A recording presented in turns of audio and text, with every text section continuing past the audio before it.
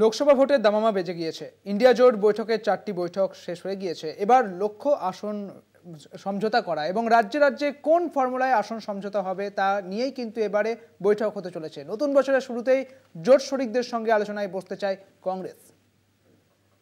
লক্ষ্য লোকসভা ভোট, কোন পথে আসন রফা? আগামী সপ্তাহে ইন্ডিয়া জোটের শরিকদের সঙ্গে আসন সমঝোতা নিয়ে সরকারিভাবে আলোচনা শুরু করতে চায় কংগ্রেস।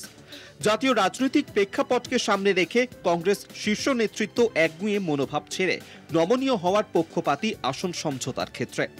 3 রাজ্যের বিধানসভা ভোটে বিপর্যয় থেকে শিক্ষা নিয়ে শতাব্দী প্রাচীন এই দলটি এবার অনেক সতর্ক পদক্ষেপ করার পথে হাঁটতে চলছে।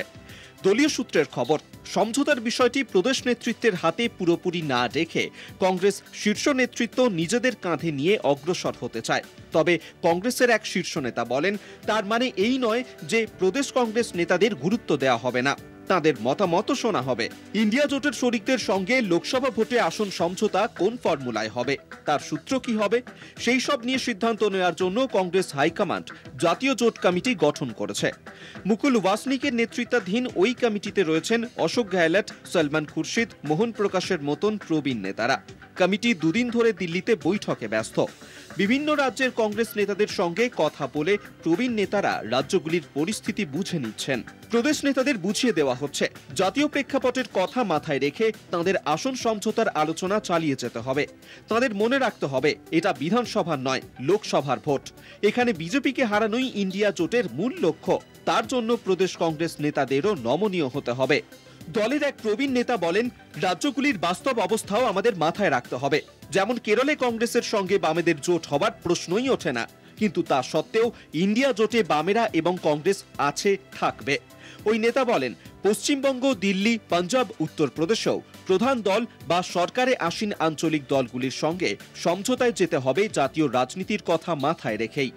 গত 28শে ডিসেম্বর নাগপুরে কংগ্রেসের প্রতিষ্ঠা দিবসের সভার আগে দলের জাতীয় জোট কমিটি বাংলার নেতাদের সঙ্গে আলোচনায় বসেন। সেখানে প্রদেশ কংগ্রেস সভাপতি অধীর চৌধুরী এবং ওয়ার্কিং কমিটির সদস্য দীপা দাস মুন্সি জানিয়ে দেন, বাংলায় তৃণমূলের সঙ্গে সমঝোতায় যাওয়া সম্ভব নয়, বরং বামেদের সঙ্গে জোট বেঁধে লড়াই হতে পারে। দিল্লি থেকে ফিরে শুক্রবার কলকাতায় অধীর অবশ্য বলেন, বাংলায় জোট বা আসন সমঝোতার প্রশ্নে চূড়ান্ত সিদ্ধান্ত নেবে হাইকমান্ড। তৃণমূল নেত্রী মমতা বন্দ্যোপাধ্যায় প্রথম থেকেই দাবি করে আসছেন যে রাজ্যের যে দল শক্তিশালী তাদের সামনে রেখে চলতে হবে বাকি দলগুলিকে।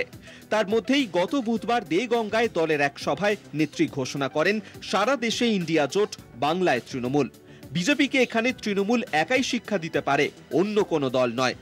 রাজনৈতিক মহল মনে করছে, বাংলায় যে তৃণমূল একাই লড়তে প্রস্তুত সেটা বুঝিয়ে দিয়েছেন মমতা। দলের এক নেতা বলেন, বিভিন্ন রাজ্যের ক্ষেত্রে নেতাদের নানা মত থাকতে পারে, সেখানকার স্থানীয় রাজনীতির কথা মাথায় রেখে, কিন্তু লোকসভা নির্বাচন সম্পূর্ণ ভিন্ন প্রেক্ষিত। সেখানে রাজ্যের চিন্তা দূরে সরিয়ে জাতীয় রাজনীতিকেই অগ্রাধিকার দিতে হবে। কলকাতা টিভি।